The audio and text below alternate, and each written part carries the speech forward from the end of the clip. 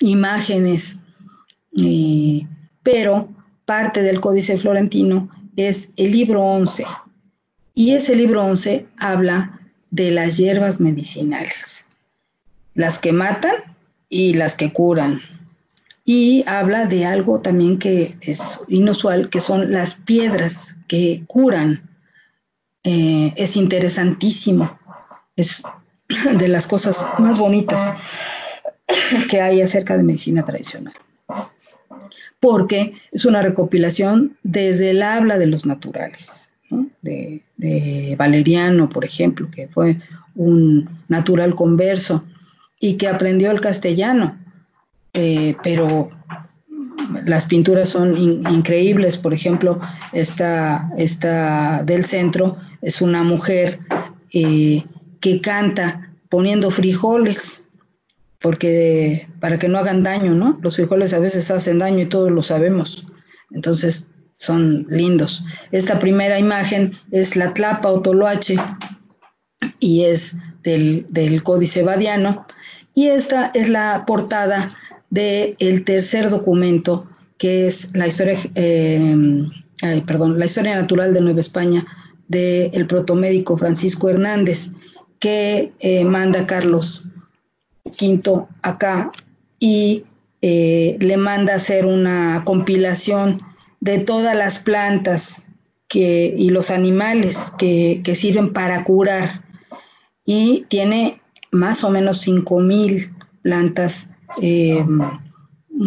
pues catalogadas, y muchas de ellas con dibujos. Es también una pieza única, y muchas de estas plantas las encontró precisamente en Malinalco. Se cree que Francisco Hernández, junto con algunos de los tlacuilos que le ayudaron a Fray Bernardino, fueron pintores del mural de Malinalco. Entonces, tiene ahí, es una mezcla entre lo prehispánico y lo colonial, y a eso le vamos a dar el nombre de novohispano.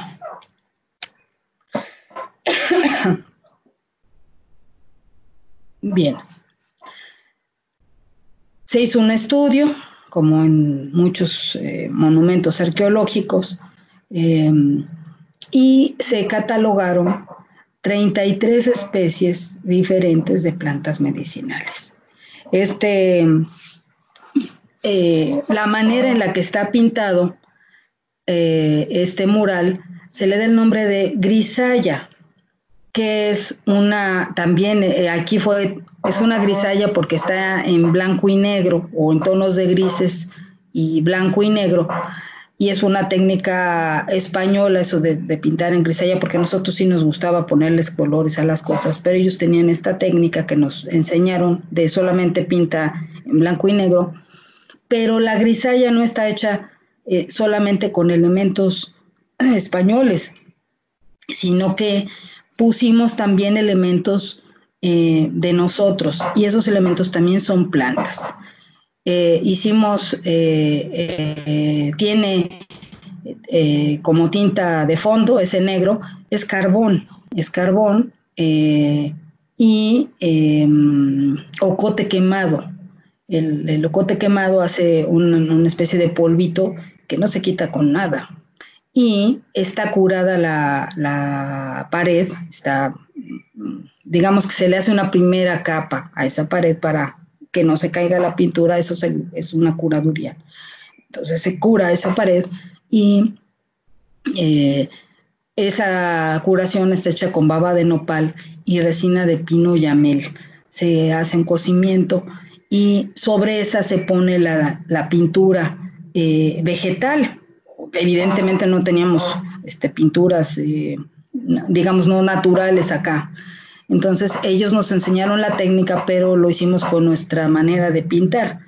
Y todo el pasillo, todo el mural, los 4 lados que tiene este atrio, están pintados de esta manera, a la manera de grisalla, y tiene algo que se llama veladura. Esa veladura es una pequeña capa impermeable que hace que perdure con el tiempo, no solamente el ponerlo sobre el muro, sino que se hace la curación primero del muro, que se va a tintar con esta argamasa de nopal y resina, y después se hace otra capa y otra capa, ya se deja secar y después se fondea, ¿no? El fondo aquí es blanco y lo que está retintado es lo negro para poder delinear, no al revés. Y, o sea, no se pone primero negro y después blanco, porque para blanquear es dificilísimo. Y lo blanco es estuco y después está la veladura. Esa veladura también es de resina, pero es una dilución de resina. Y esa dilución de resina tiene copal. Entonces, está puesta aparentemente en 3 capas y eso ha permitido que dure muchísimo. Bueno, a la fecha se ve como lo miramos. Y este es un comparativo de la pasionaria. Esta es una de esas 33 especies de las que se pudo hacer la catalogación. Entonces es prácticamente, o sea, era al ojo, ¿no? Era un comparativo y perfecto, ¿no? Ahí tenemos esa imagen. De estas 33 plantas medicinales que se catalogaron, tenemos este pequeño cuadrito en el que hay toda una gama de plantas para 13 padecimientos específicos. Este estudio está avalado por la Organización Mundial de la Salud y la Organización Mundial de la Salud fue quien hizo la catalogación en 13 padecimientos. Entonces tenemos, voy a saltarme estas primeras dos y vamos a tener que este color azul, mi mouse se murió, ahí está, mi mouse se murió, oh no, perdón, déjenme regresarme. Uy, se murió mi mouse.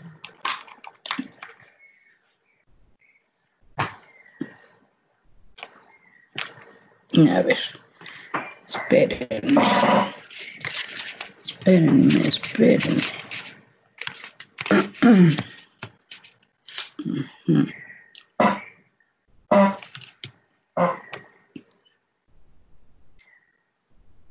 No se deja.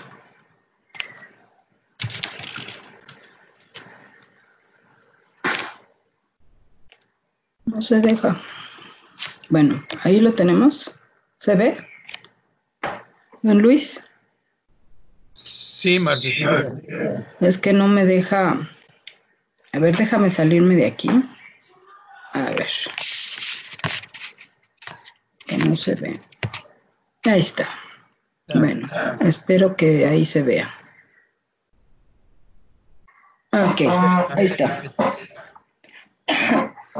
Tenemos en color azul el uso prehispánico y el uso actual, es decir, son plantas que desde que está el mural, es decir, desde 1540, ya existían y ya se usaban para ese uso y lo tenemos, digamos que, cruzado con la información de Fray Bernardino, con la información de Martín de la Cruz y con la información del protomédico Hernández. Es decir, que en esos 3 documentos aparecen ya las plantas, ya aparecen sus imágenes y actualmente están en el sitio, crecen ahí, las personas lo recolectan y lo usan para lo mismo que decían esos documentos. Es decir, que seguimos usando las mismas plantas y más que eso, quiere decir que seguimos padeciendo lo mismo que padecíamos hace más de 500 años, que es de llamar la atención. Bien, en azul está el uso prehispánico y en blanco o cremita el uso actual.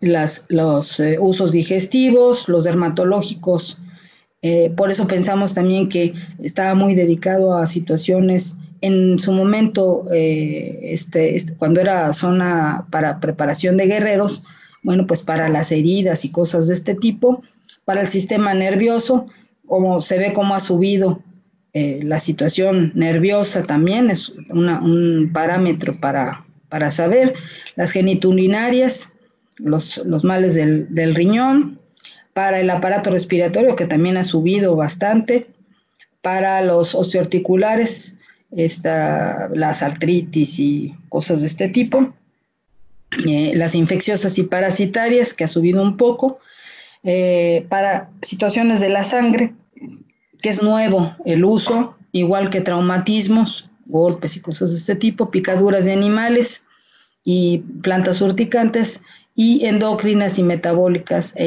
inmunitarias, ¿no? Para enfermedades autoinmunes como no sé, como lupus, como púrpura, como sida, ¿no? Son nuevas, digamos, o catalogadas como nuevas, a lo mejor siempre existieron, pero se manejaban de otra manera.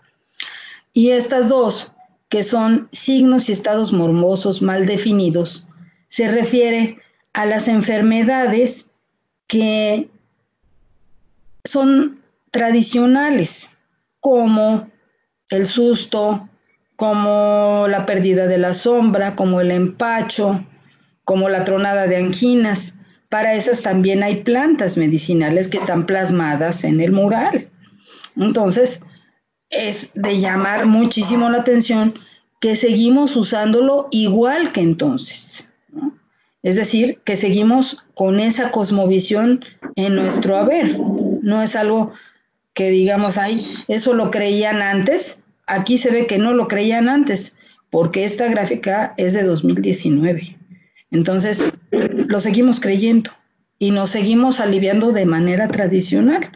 Cuando menos en esta zona del centro, que es bastante afortunada porque tenemos una riqueza no solamente en zonas arqueológicas, sino en prácticas médicas prehispánicas, como la práctica del temazcal o del parto, por ejemplo.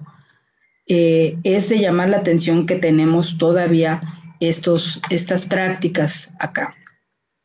Y que se refiere a otras, esas otras son, por ejemplo, el alcoholismo, el tabaquismo, la calentura. Son síndromes que no podemos definir como una enfermedad como tal, sino que sí tenemos esa práctica, pero nos trae consecuencias. Es como un síntoma, son síntomas, ¿no? Bien, entonces tenemos esta catalogación bastante, pues, interesante por ese entrecruzamiento que hay del mural y de lo que tiene plasmado en su totalidad contra los documentos de entonces, ¿no? Que también son temporales a la construcción del mural. Y ese, a su vez, cruzarlo con nuestra práctica actual, con lo que conocemos hoy.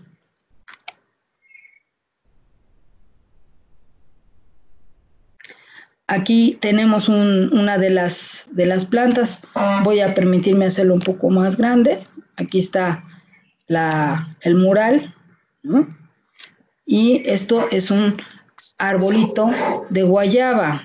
Por ahí oigo un microfonito con un perro. Bien. Tenemos un árbol de guayaba que, bueno, es multiconocido, el árbol de guayaba. Aquí tenemos un árbol de guayaba de la región, ¿no? Que todos conocemos, bueno, creo, no sé. Y esta es una imagen de la guayaba, de una guía de guayaba del Florentino, ¿no? Entonces tenemos esas tres imágenes de guayaba. Bueno, guayaba es de las frutas, si lo tomamos como fruta, es de las frutas que tienen mayor ácido ascórbico, vitamina C, más que la naranja. Entonces, la guayaba para prevención de situaciones de afecciones pulmonares, sobre todo. Bueno, pues en este tiempo de COVID, genial, agua o jugo de guayaba, perfecto. Y tenemos que es un astringente, es decir, si como mucha guayaba, me va a estreñir. Entonces, cuidado, tampoco hay que abusar. Y tenemos un tercer uso, que es un vermífugo, es para las amibas. Es para las amibas la guayaba. Entonces, tenemos esos tres usos que son los usos actuales, no son usos, también está datado ahí en estos tres documentos y podemos seguirlo haciendo de esa manera. Ahora vamos a cambiar. Bien, esta es la flor de tigre, que todos podríamos decir que es una flor como exótica, y muchos piensan que es una flor de ornato. La flor de tigre sirve para las llagas profundas, por ejemplo, personas que tienen problemas de diabetes, que se les hacen llaguitas que no se les cierran. Bueno, pues es para ello. Gentes que tienen cortadas profundas, se macera la planta con un poco, si la llaga está sangrada, no hay que ponerle la flor de tigre, hay que ya haya dejado de sangrar la herida y entonces frotada es como se pone y eso va a hacer que coagule, que cierre y que se reconstruya el tejido. Es una planta también que está documentada en el Códice Florentino y es muy bella, todos la hemos visto, creo. Llama mucho la atención y siempre hemos pensado que es una planta exótica o nada más de ornato.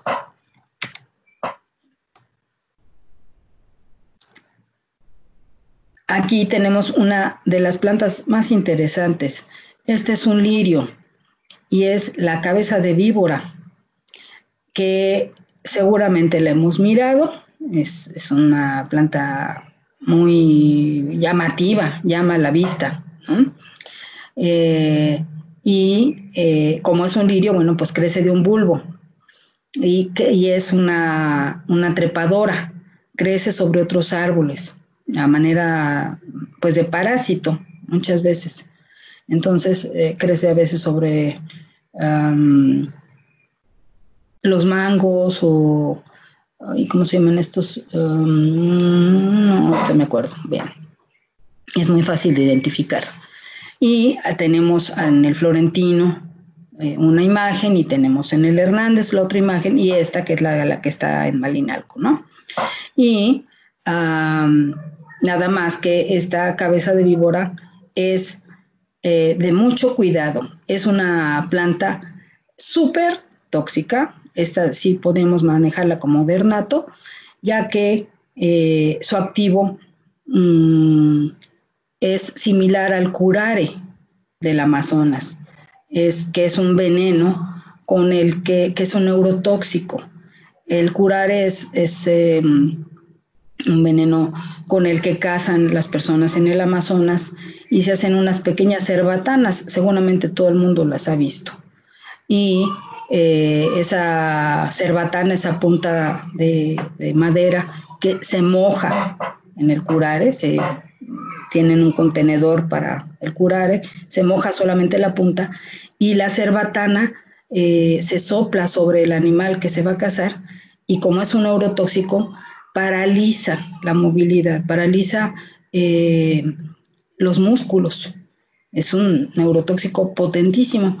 La cabeza de víbora tiene algo similar al curare y entonces la vamos a manejar como algo de mucho cuidado y tóxico se llama aquilina.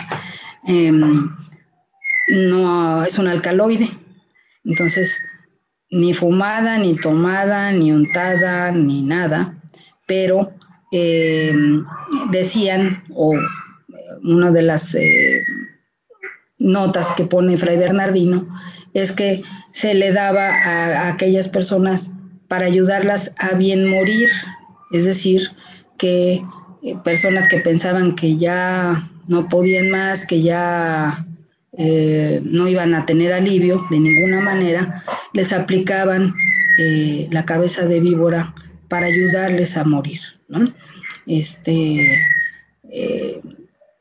Una especie como de eutanasia, me imagino. No maneja el término ni mucho menos, pero me imagino que es algo así. Entonces, bueno, esta es una de las plantas que llama la atención que esté en los dos documentos, porque debe de haber sido de uso repetitivo.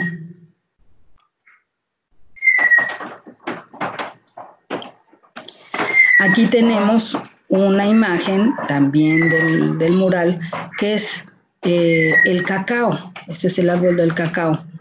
Y hay dos monos ahí. Estos monos, según algunas notas agustinas, hablan o quieren hacer referencia al pecado original, ya que ellos, nosotros acá no teníamos en el pensamiento que el pecado fuera la manzana o la tentación. Aquí la tentación para los agustinos era el cacao, ¿no? Era algo sabroso, nuevo, porque el cacao, recordemos que es mexicano, y que es un poco hacer una analogía burda, pero analogía al fin, acerca de la tentación, ¿no? Y de que siempre hay tentaciones en todos lados, y que la tentación acá era el cacao, era algo para privilegiados, probar el cacao, y que era un objeto de tentación. Se suponía que no debíamos, bueno, que desde el catolicismo y más estando en un convento, pues nada te debía de tentar, es decir, que cualquier placer debía de inhibirse. Y bueno, ¿quién no se ha tomado una taza de chocolate y no siente rico, ¿no? Dices, ay, qué rico chocolatito. Bueno, pues es esa cosa de qué bonito, era pecado. Entonces, ellos ponen en este mural el árbol del cacao y como esta pareja de monos, como si fueran una pareja primordial y la tentación. Bien. Creo que... Ok. Tenemos también algunas plantas de ornato en este mural. Recordemos que el mural actualmente es el mural del Divino Salvador, y el Huacalazóchitl, es ni nada más y nada menos que el alcatraz. Entonces, está puesto en el mural, y tenemos en el libro en el Códice Badiano, una de las imágenes más bonitas acerca de el alcatraz, lo que después conocimos como el alcatraz. Es también una flor muy bonita. Estas son flores de ornato. Cuando comencé a hablar del templo agustino, hice mención solamente de las 33 plantas medicinales que tiene el mural, pero no solamente son 33 plantas medicinales, hay plantas de ornato puestas acá, y hay plantas traídas también, ¿no? Vamos a llegar ahí. Esto también para que se note la riqueza que quisieron plasmar en el mural. Eran plantas de todo tipo, no solamente plantas medicinales, eran también plantas bonitas a la vista, que eso también desde una cosmovisión mesoamericana ayuda a la salud, el estar en un entorno sano, bonito, limpio, ordenado, ayuda a que estemos bien, y eso, bueno, cualquiera lo sabe.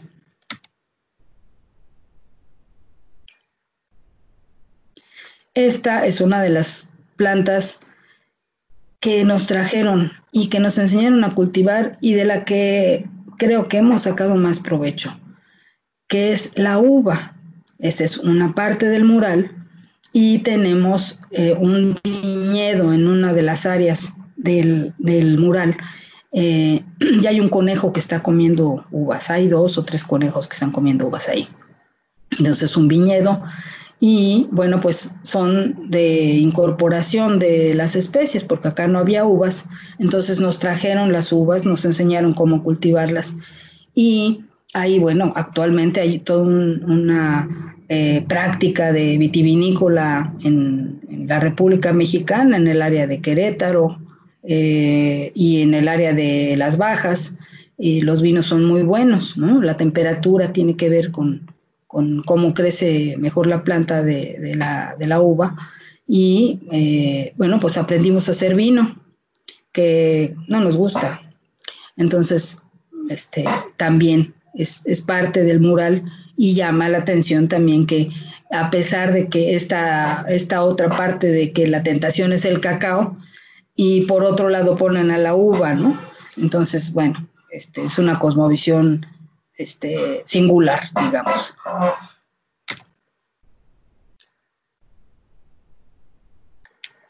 Por último tenemos esta imagen, creo que esta es la última imagen, en donde se ve un racimo, un ramillete de diferentes especies de flores, entre ellas la rosa, que era una especie que acá no existía y que las rosas no son mexicanas, son españolas, nos las trajeron ellos.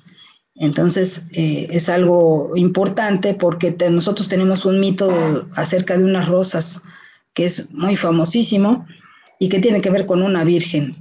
Entonces, aquí tenemos los rosales, aquí se ven los rosales, ¿no? Aquí tenemos rositas. Hay otra parte del mural donde se ven con mayor claridad. Esta imagen me gustó más por la diversidad de las flores. Esta área es también un área colorida que está en la bóveda, porque el mural está dividido en tres partes. Tiene una parte que representa el inframundo, una parte que representa la tierra, lo que hay aquí, que es como esta parte del árbol del cacao, del viñedo, y una parte que está en la bóveda, que es, digamos, el techo, que tiene estas flores, que es la única parte colorida. Es una parte que tiene color, ahora ya está muy desvanecido el color, pero también este rojo también es llora sangre y el azul es añil y se ha ido degradando con el tiempo. Hay un montón de flores y bueno, está íntegro. Quien quiera venir acá a visitar Malinalco, está así como lo estamos viendo, así está el mural. Son fotografías actuales y está completísimo el mural y además se la van a pasar súper bien. El lugar es hermoso. Creo que esa es la última. Bueno, estas también en algunas partes del mural aparecen algunas aves o aparecen algunos animales como lagartijas, conejos, porque es la fauna local. Como dijimos, no podemos plasmar lo que no conocemos, entonces ponen lo que conocen. Entonces aquí hay periquitos, hay en algún momento palomas o halconcitos o cosas de estas y son parte de la convivencia que hay entre la flora y la fauna local. Bien. Ahí. Voy a cambiar. Bien, bueno, pues mi nombre es Marcela Álvarez del Castillo, estoy a sus órdenes y eso corresponde a la presentación de esta platiquita, de esta ponencia acerca de plantas medicinales en México. Y me dirá el maestro Carlín cómo hacemos. Gracias, Marcelo. Muy interesante. Bueno, déjame apagar la cámara. ¿Sabes? Uno de los sonidos que se oyen es tú. ¿Qué especie de ave es esa que está chiflando? Es que tenemos de todo, tenemos gorriones, tenemos enzontles, tenemos unos que tenemos, ahora que empezó esto de la contingencia, empezaron a regresar aves que ya no había. Y eso que se oye es una garza, y son garcitas, son pequeñitas, y estamos rodeados, porque bueno, la comunidad en donde yo vivo se llama Xochitepec y está a, ¿qué será? Estamos como a media hora de Cuernavaca yendo sobre la autopista del Sol, pero tenemos dos ríos, estamos entre dos ríos, el río Apatlaco y el río Salado. Te pido un Sí, favor. Deja de compartir tu pantalla para que te puedas ver bien, por favor. deja de compartir tu pantalla. Ok, ahí está. Ahí estás, perfecto. Ya, Okay. bien. Entonces, hay un montón de fauna y no puedo espantar a los pájaros, perdón. No, al contrario, está bien, pero cuando son zumbidos de otra cosa, no. Sí, esa es la garza. Yo pensaba Sí, que alguien había entrado, pero hasta que dije, no, es muy constante y muy clarito. No. sí, pues ahí está. No, muy interesante. Bueno, yo conozco el convento de Malinalco y es precioso, es un tratado de botánica, eso que está ahí, ¿no? Si Así alguien es. va, en verdad, van a quedar admirados. Quien no conozca Malinalco, vayan. Yo he estado muchísimas veces, es un lugar mágico.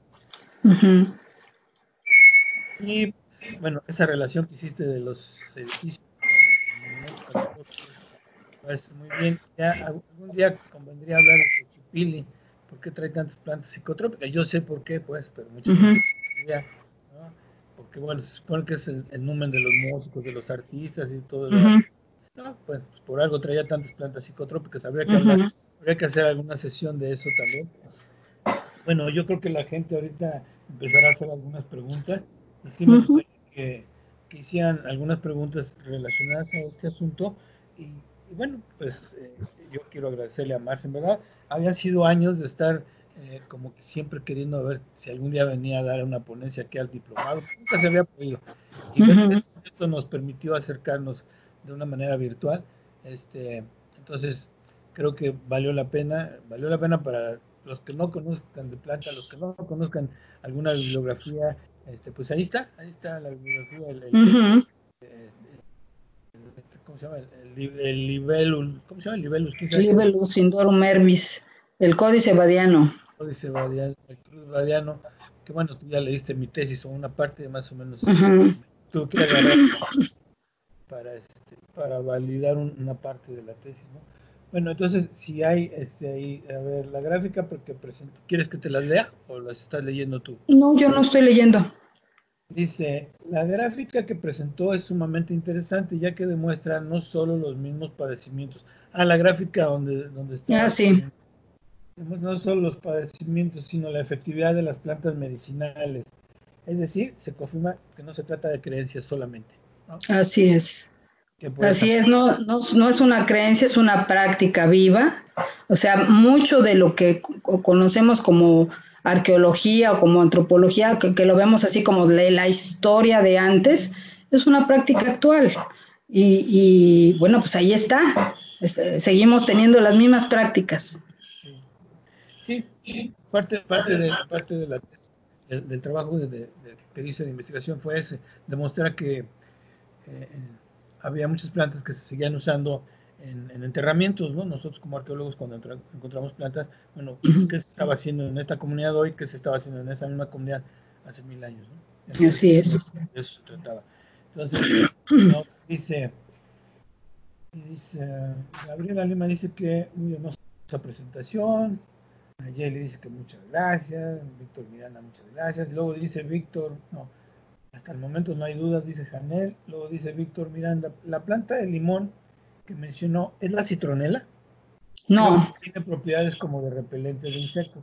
No. La citronela no es una planta, es un árbol. Es una especie de eucalipto.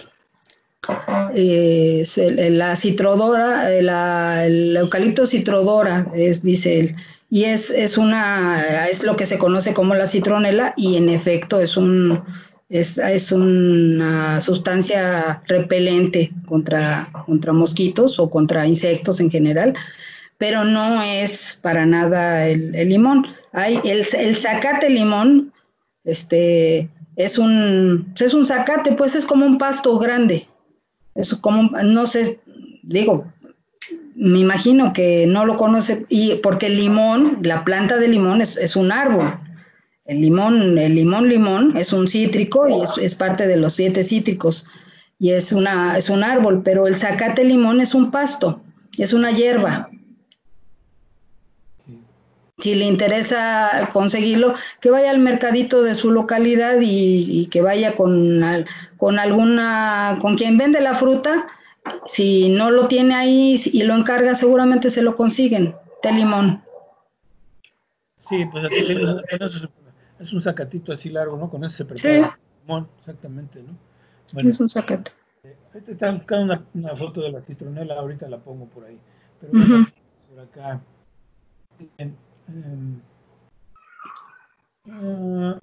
¿Cómo podemos aprender más sobre el Tonalpohualli? Eso ahorita les voy a platicar. Ahorita les voy a platicar. Pero ahorita les voy a platicar en qué quedé con la maestra.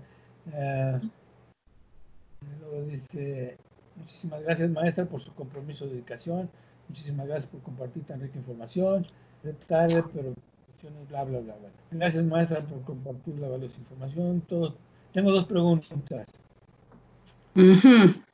Sobre los vinos, ahorita te iba a decir eso. ¿Existe más evidencia sobre la elaboración de alcoholes, por ejemplo, de mezcal?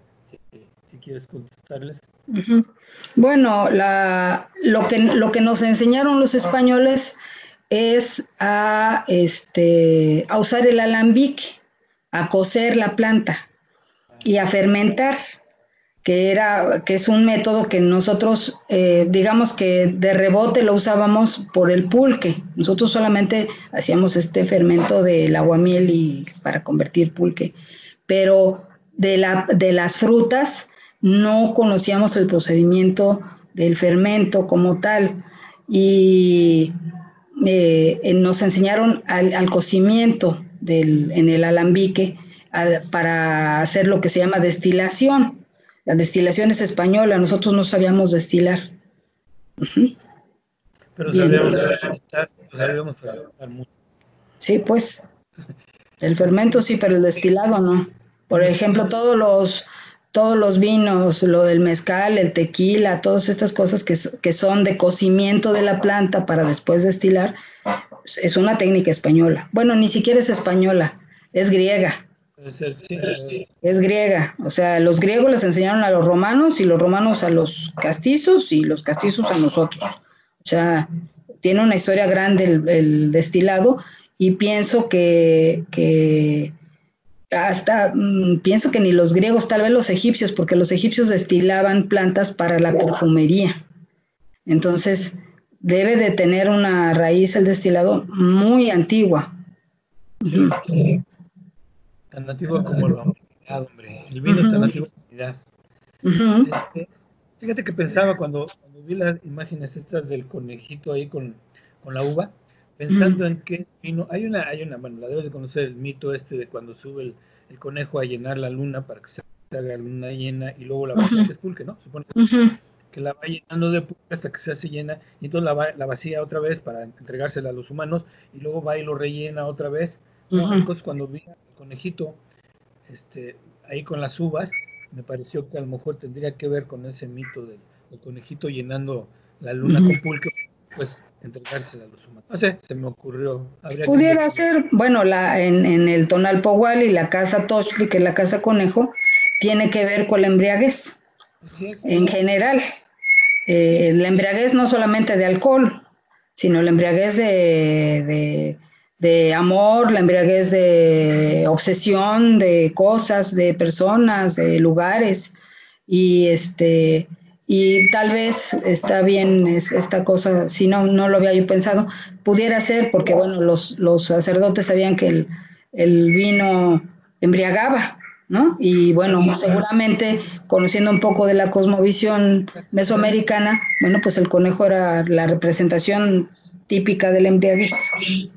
Sí, pues sí, el ometochtli, ¿no?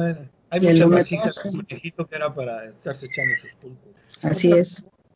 ¿El añil es endémico de México o se trajo en el periodo colonial? No, es endémico de México. Algún tipo de añil sí era conocido en Europa. No sé exactamente si en España, pero en Europa sí, porque tintaban, los franceses tintaban con añil. Pero acá, sobre todo en la zona de Chiapas pegado a Guatemala, hay hay añil endémico de Chiapas en específico. No creo que en todos los lados se dé el añil. Uh-huh.